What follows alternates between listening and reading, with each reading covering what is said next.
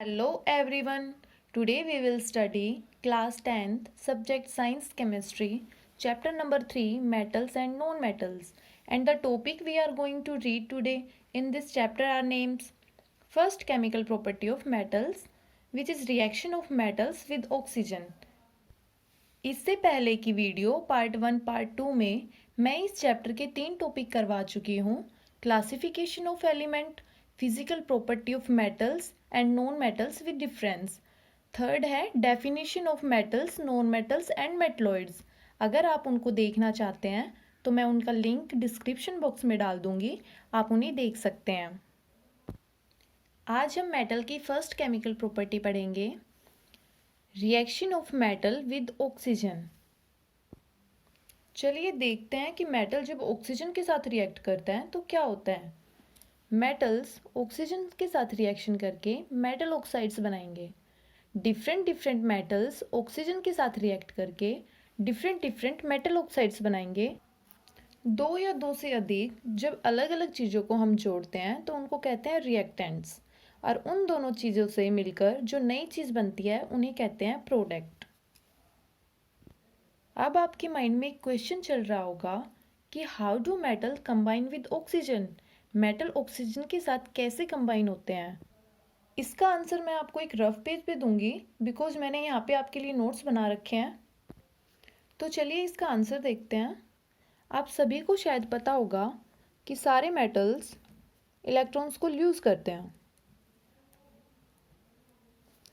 और सारे non metals electrons को गेन करते हैं।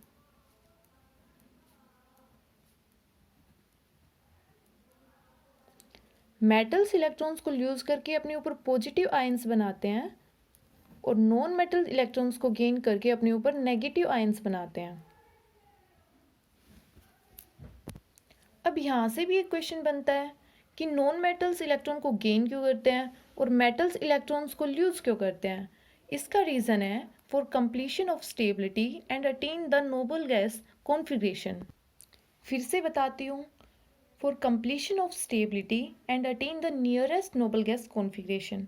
ये मैं आपको पहले भी क्लियर करवा चुकी हूँ मेटल्स की फिजिकल प्रॉपर्टी पढ़ाते टाइम, कि मेटल्स अपनी ऑक्टेट या डुप्लेट कंप्लीट करने के लिए इलेक्ट्रॉन्स यूज करते हैं और नॉन मेटल्स अपनी ऑक्टेट कंप्लीट करने के लिए इलेक्ट्रॉन्स को गेन करते हैं। अब यहाँ से फर्स्ट पॉइंट आपका क्लियर हो गया कि मेटल्स इलेक्ट्रॉन्स को यूज करते हैं और नॉन मेटल इलेक्ट्रॉन्स को गेन करते हैं। सेकेंड पॉइंट है, जितने इलेक्ट्रॉन्स मेटल यूज करेगा उसके ऊपर उतने ही पॉजिटिव चार्ज आएंगे। मान लेते हैं मेटल्स ने एक इलेक्ट्रॉन यूज किया और उसके ऊपर +1 चार्ज आएगा। अगर वो 2 इलेक्ट्रॉन यूज करता है तो उसके ऊपर +2 चार्ज आता है। अगर वो 3 इलेक्ट्रॉन यूज करता है तो उसके ऊपर +3 चार्ज आएगा।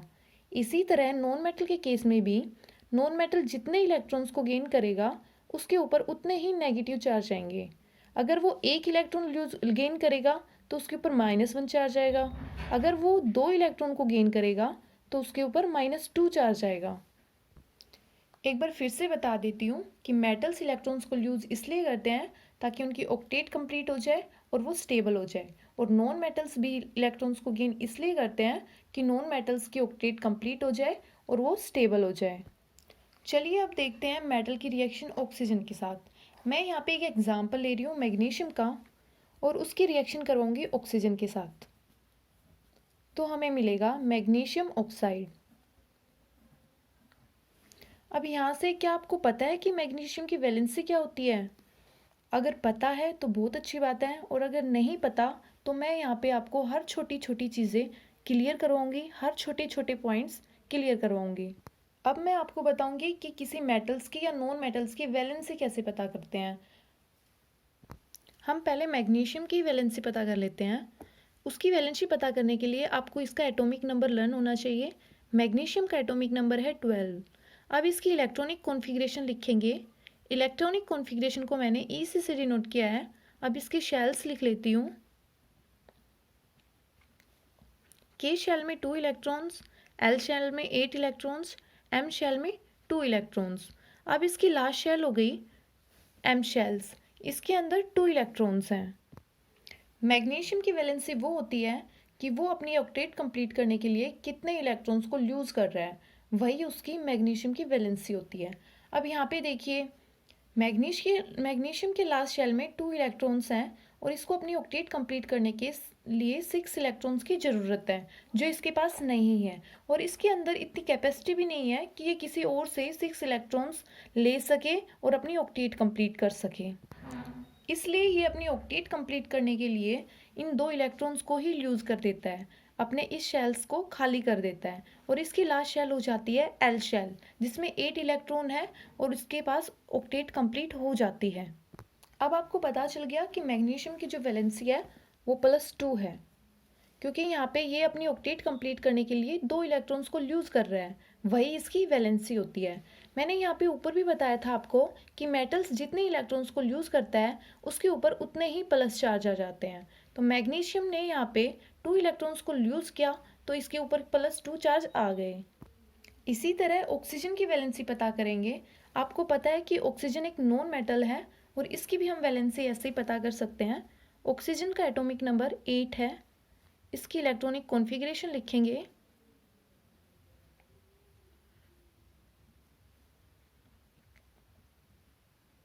के शेल में 2 इलेक्ट्रॉन्स, एल शेल में 6 इलेक्ट्रॉन। अब इसकी लास्ट शेल एल शेल है और इसमें 6 इलेक्ट्रॉन है। इसको अपने ऑक्टेट कंप्लीट करने के लिए 2 इलेक्ट्रॉन्स की ज़रूरत है, जो ये किसी और से लेगा और अपनी ऑक्टेट कंप्लीट कर लेगा। तो ऑक्सीजन की वैलेंसी क्या हुई कि इसको अपनी ऑक्टेट कंप्लीट करने के लिए जितने इलेक्ट्रॉन्स की ज़रूरत है वो इसकी वैलेंसी हो गई, और ये कितने इलेक्ट्रॉन्स गेन कर रहा है वही इसकी वैलेंसी है। तो ऑक्सीजन की वैलेंसी हो गई -2। देखिए यहाँ पे 6 इलेक्ट्रॉन है, इसको 2 इलेक्ट्रॉन की और ज़रूरत है जो ये किसी और से लेगा, गेन कर लेगा, और ये 2 इलेक्ट्रॉन्स को गेन कर रहा है, तो इसका मतलब इसकी वैलेंसी -2 है। तो किसी भी मेटल्स या नॉन मेटल्स की वैलेंसी वही होती है कि वो अपनी ऑक्टेट कंप्लीट करने के लिए कितने इलेक्ट्रॉन्स लूज कर रहा है या फिर कितने इलेक्ट्रॉन्स गेन कर रहा है, वही उस मेटल या नॉन मेटल्स की वैलेंसी होती है। अब बात आती है इसकी फॉर्मूला पे कि मैग्नीशियम ऑक्साइड का फॉर्मूला कैसे लिखा जाता है।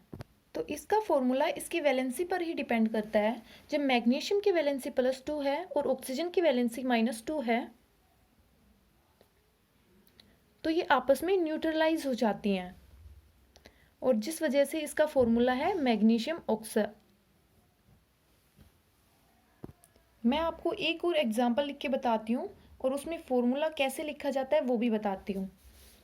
यहाँ पे मैंने सोडियम एक अनदर एग्जांपल लिया है, उसके ऑक्सीजन के साथ मैं रिएक्शन करवा रही हूँ और हमें प्रोडक्ट में मिलता है Na2O, सोडियम ऑक्साइड मिल जाता है। अब देखिए सोडियम की जो वैलेंसी है वो +1 है और ऑक्सीजन की जो वैलेंसी है वो -2 है। अब मैंने बताया था कि इसका फॉर्मूला कैसे लिखेंगे। फॉर्मूला लिखने की यही एक चीज़ है कि हम इनकी वैलेंसी को देखें और उनकी क्रॉस मल्टीप्लाई कर दें। क्रॉस मल्टीप्लाई करने के बाद ये उस एटम के नीचे लिखे जाते हैं। ये देखिए सोडियम की वैलेंसी +1, ऑक्सीजन की वैलेंसी -2। अब इनके हम क्रॉस मल्टीप्लाई करेंगे वैलेंसी की, तो ये ऑक्सीजन की जो वैलेंसी है वो सोडियम के नीचे लिखी जाएगी और सोडियम की जो वैलेंसी है वो ऑक्सीजन के नीचे लिखी जाएगी, जो हमने ये लिख दी है। सोडियम के नीचे ऑक्सीजन की वैलेंसी लिखी है और ऑक्सीजन के नीचे सोडियम की वैलेंसी लिखी है। सोडियम की वैलेंसी 1 है, इसलिए उसको लिखने की कोई ज़रूरत नहीं है। तो आई थिंक आपको पता चल गया होगा कि फॉर्मूला कैसे लिखा जाता है। अब हम आगे चलते हैं। कोई भी मेटल्स ऑक्सीजन के साथ रिएक्ट करके प्रोडक्ट में क्या बनाते हैं और वो रिएक्शन कैसे करते हैं। देखिए मेटल ये है मैग्नीशियम, और ऑक्सीजन जो है इसके साथ इसकी रिएक्शन करवा रहे हैं, मेटल ऑक्साइड बन रहा है मैग्नीशियम ऑक्साइड। आप सभी को पता है कि मेटल के ऊपर प्लस चार्ज होता है और नॉन मेटल्स के ऊपर माइनस चार्ज होता है, जो एक ऑक्सीजन है। अपोजिट चार्ज एक दूसरे से अट्रैक्ट करते हैं और आयनिक कंपाउंड बना लेते हैं। इन आयनिक कंपाउंड के बीच में आयनिक बॉन्ड होता है, इलेक्ट्रोस्टैटिक फोर्स ऑफ अट्रैक्शन होती है। एक बार फिर से बताती हूँ कि मैग्नीशियम और ऑक्सीजन के ऊपर अपोजिट चार्ज होने के कारण वो एक दूसरे से अट्रैक्ट करते हैं, मैग्नीशियम ऑक्साइड बनाते हैं, आयनिक कंपाउंड बनाते हैं। अब आपकी ये चीज़ क्लियर हो गई कि how do metals combine with oxygen. Different metals की ऑक्सीजन के साथ रिएक्शन करवाने से पहले मैं आपको रिएक्टिविटी सीरीज़ के बारे में बताना चाहती हूँ। आपको रिएक्टिविटी सीरीज़ लर्न होनी चाहिए ताकि आपको पता चल सके कि ज़्यादा मोस्ट रिएक्टिव कौन है और लीस्ट रिएक्टिव एलिमेंट्स कौन से हैं। आपको रिएक्टिविटी सीरीज लर्न होगी तो आपको ये पता चल जाएगा कि ज़्यादा रिएक्टिव मेटल्स कौन से होते हैं और लीस्ट रिएक्टिव मेटल्स कौन से होते हैं। यहाँ पे मैंने रिएक्टिविटी सीरीज लिखी है, उनके सिंबल्स भी लिख दिए हैं और उनके ट्रिक भी लिख दिए हैं ताकि आप इजीली याद कर सको उनको। अब हम रिएक्टिविटी सीरीज को पढ़ते हैं। सबसे ज़्यादा रिएक्टिव एलिमेंट्स हैं potassium, sodium, calcium, magnesium, aluminium, zinc, iron, tin, lead, hydrogen, copper, silver, gold, platinum. इसको मैंने इंक्रीजिंग ऑर्डर में लिखा है इसकी रिएक्टिविटी को। इनके सिंबल्स मैंने यहाँ पे लिखे हैं। पोटाशियम का सिंबल है के, सोडियम का सिंबल है Na, कैल्शियम का Ca, magnesium Mg, aluminium Al, zinc Zn, iron Fe, tin Sn, lead Pb, hydrogen H, copper Cu, silver Ag, gold Au, platinum Pt। तो ये इनके सिंबल्स हैं और इनके सिंबल्स की ट्रिक मैंने बनाई है। के से कपिल बनाया है, Na से नाथ, Ca का, Mg माली, Al आलू, Zn जरा, Fe फीका, Sn सुंदर, Pb पकाता, H है, Cu सिकोट, Ag आगे, Au आओ, Pt पिटारे में। अब यहाँ पे आप ये समझ लीजिएगा कि कोट किसी इंसान का नाम है और कोई उसे बुला रहा है, कोट आगे आओ पिटारे में। आपको ये कैसे याद करनी है? कपिल नाथ का मैगी आलू जरा फीका सुंदर पकाता है, कोर्ट आगे आओ पिटारे में। तो आई थिंक आपको ये लर्न हो जाएगी। बहुत इजी है, बहुत इजी है इसको याद करना। अब हम देखेंगे कि डिफरेंट डिफरेंट मेटल्स ऑक्सीजन के साथ रिएक्ट करके डिफरेंट डिफरेंट प्रोडक्ट बना रहे हैं फ्रॉम द रिएक्टिविटी सीरीज में से। तो एग्जाम्पल लेते हैं। First, sodium and potassium. Sodium and potassium are most reactive metals. Sodium और पोटाशियम सीरीज के टॉप पे है। ये बहुत ज़्यादा रिएक्टिव होते हैं। अगर इनको एयर में खुला छोड़ दें तो ये तुरंत एयर में प्रेजेंट ऑक्सीजन से रिएक्ट करके फायर को कैच कर लेते हैं। ये इतने रिएक्टिव होते हैं कि बहुत जल्दी रिएक्ट कर जाते हैं, इसलिए इनको केरोसिन ऑयल में इमर्स्ड करके रखा जाता है। सोडियम ऑक्सीजन के साथ रिएक्ट करके सोडियम ऑक्साइड बना लेता है रूम टेम्परेचर पर। पोटाशियम ऑक्सीजन के साथ रिएक्ट करके पोटाशियम ऑक्साइड बना लेता है, ये भी रूम टेम्परेचर पर ही रिएक्ट कर जाता है। The reaction is so vigorously that these metal catch fire if kept in the open air, so they are kept under kerosene oil. Next है मैग्नीशियम, एल्यूमिनियम, जिंक, लेड। इनकी reactivity order तो आपको पता ही चल गई होगी कि मैग्नीशियम सबसे ज़्यादा रिएक्टिव है, उसके बाद एल्यूमिनियम, फिर जिंक, फिर लेड। एल्यूमिनियम की रिएक्शन देखते हैं ऑक्सीजन के साथ। एल्यूमिनियम ऑक्सीजन के साथ रिएक्ट करता है ऑर्डिनरी टेम्परेचर पर और एल्यूमिनियम ऑक्साइड बना लेता है। इसी तरह मैग्नीशियम ऑक्सीजन के साथ की प्रेजेंस में जब बर्न होगा तो मैग्नीशियम ऑक्साइड बन जाएगी, जो एक वाइट पाउडर होता है।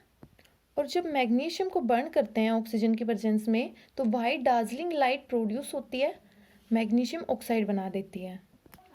मैग्नीशियम, एल्यूमिनियम, जिंक, लेड को ऑक्सीजन के साथ रिएक्ट करवाते हैं तो इनकी सरफेस पर एक ऑक्साइड ऑफ लेयर बन जाती है जो इनको फर्दर ऑक्सीडेशन से प्रिवेंट करती है, उनको बचाव करती है। Surface of magnesium, aluminium, zinc, lead are covered with a thin layer of oxides which prevent them from further oxidation. Next है आयरन। आयरन को जब हीट करते हैं ऑक्सीजन के प्रेजेंस में, स्ट्रॉन्गली हीट करते हैं तो फेरिक ऑक्साइड बनता है। आयरन हीट जरूर होता है लेकिन बर्न नहीं होता। Iron does not burn on heating but iron filling burn vigorously. अगर हम आयरन की पाउडर को हीट करेंगे ऑक्सीजन के प्रेजेंस में तो वो बर्न जरूर हो जाएगी और बहुत जल्दी बर्न हो जाएगी। नेक्स्ट है कॉपर। कॉपर को हम लॉन्ग टाइम हीट करेंगे ऑक्सीजन की प्रेजेंस में तो कॉपर ऑक्साइड्स बन जाएगा। और इसको लॉन्ग टाइम हीट करने के बाद भी ये बर्न नहीं होगा, बल्कि इसके ऊपर एक कोएटेड लेयर बन जाती है ब्लैक कॉपर ऑक्साइड की। तो कॉपर को हम लॉन्ग टाइम हीट करते हैं ऑक्सीजन के प्रेजेंस में तो वो फिर भी बर्न नहीं होता, because copper is less reactive. Next है silver, gold, platinum does not react with oxygen. ये तीनों ऑक्सीजन के साथ रिएक्शन नहीं करते। Thank you. अगर आपको मेरी वीडियो अच्छी लगी हो तो लाइक कीजिए, शेयर कीजिए और सब्सक्राइब ज़रूर कीजिए। Please support me.